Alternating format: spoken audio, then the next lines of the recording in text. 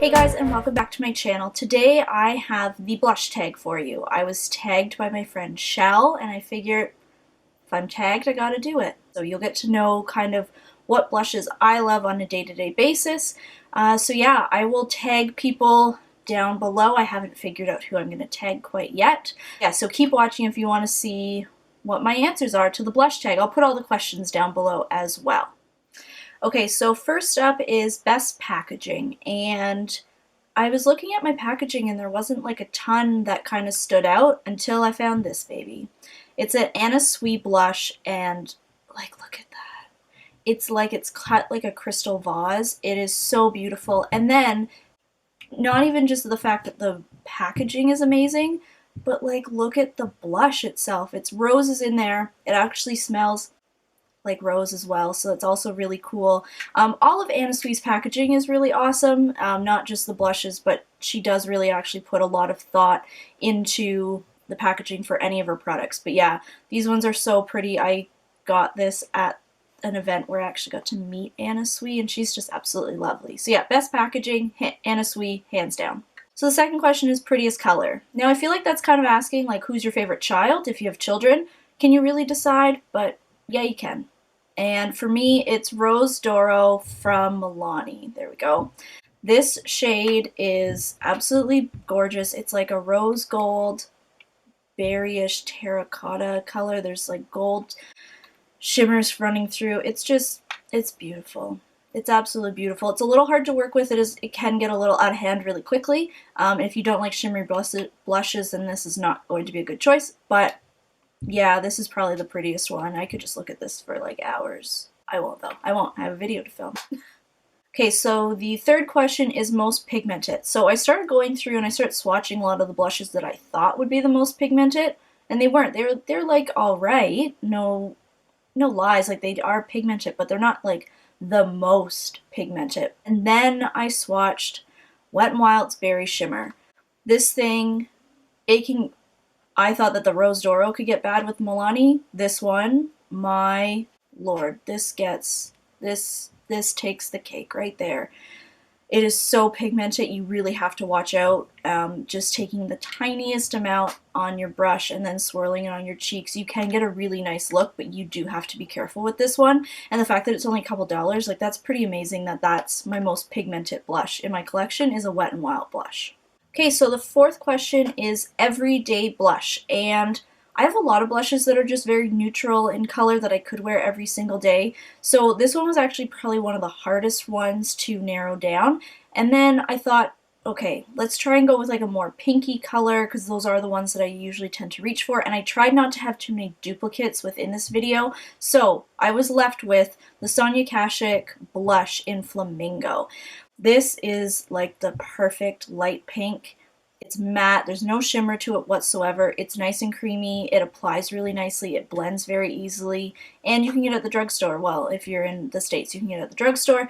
But yeah, I really like these blushes. I actually wish I picked up more before Target left Canada because these are really great blushes, and I do reach for this a lot on an everyday basis.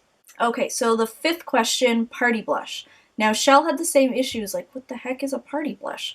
I think in her video, correct me if I'm wrong, Shell, please, but it's more like if you were going to a party, what blush would you wear? And typically, like her, and I would just probably wear something crazy, probably something, you know, a little bit more bold if I was going to a party, so I'd want something more neutral when it comes to blush. So one that I reach for a lot when I do like a heavier eye or a really dark lip is the e.l.f. blush in Tickled Pink. $3. This thing has very minimal shimmer to it. It's a really great like light neutral shade. It just adds a little bit to the cheeks, but not too much. It doesn't compete with your bronzer, it doesn't compete with your highlighter, and it certainly doesn't compete with any like crazy eye or lip look that you would be wearing to a party. So yeah, perfect neutral shade for a party. Now questions number 6 and 7 I have to roll into one.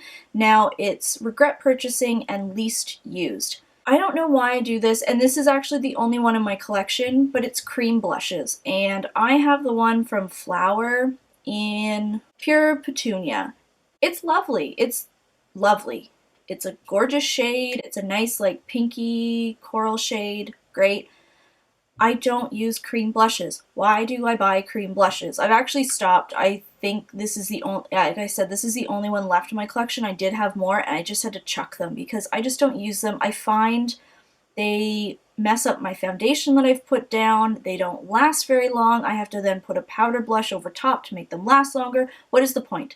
Okay, so moving away from those negative thoughts from that number 6 and number 7 blush, we're going on to question number 8, which is most used, never would let go of. Mine is for sure the Maybelline Master Highlight Studio Blush, and this one is in Pink Rose number 20. I could use this every single day and never get tired of it.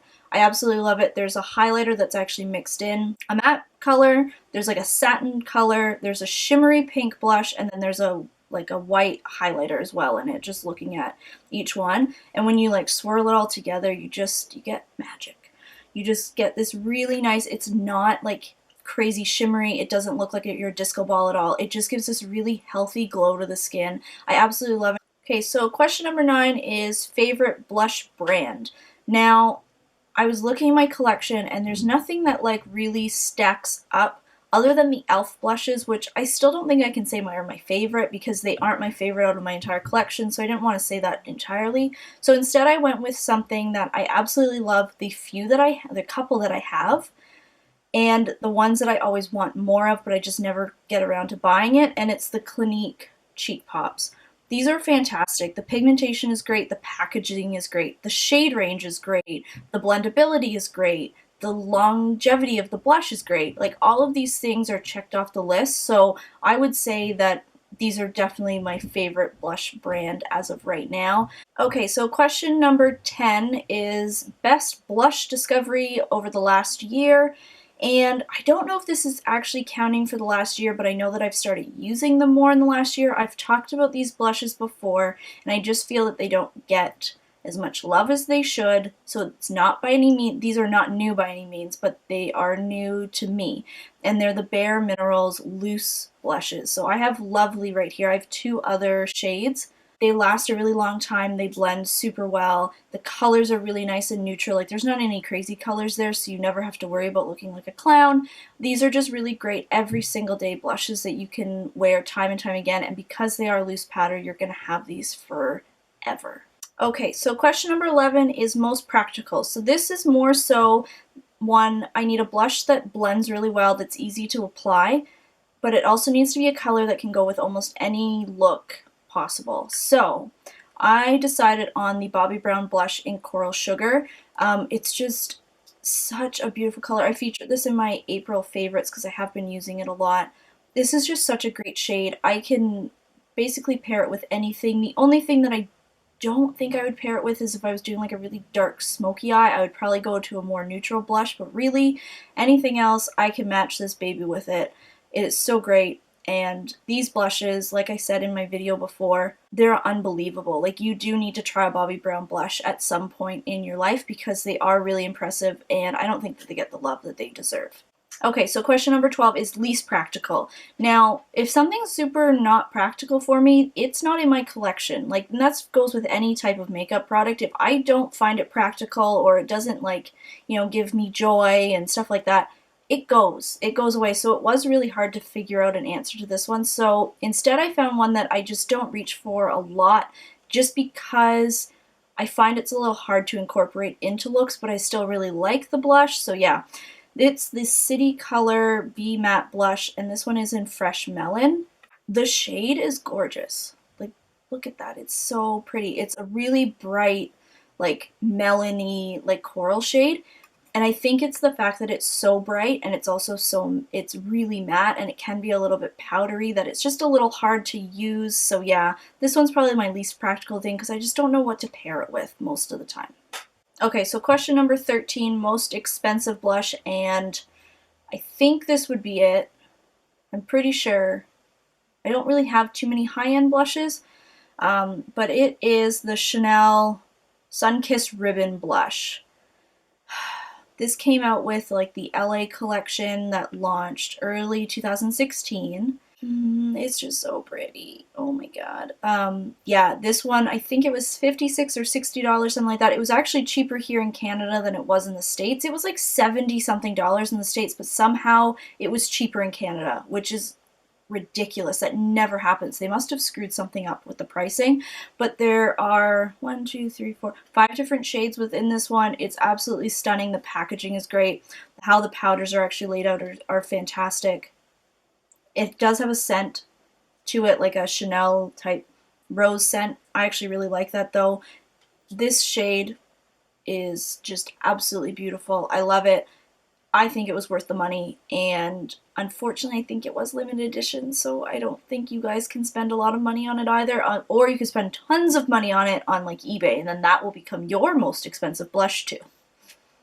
Okay, and question number 14 is least expensive. Now, I tried not to have duplicates, but I just couldn't, you know, ignore this blush for another category.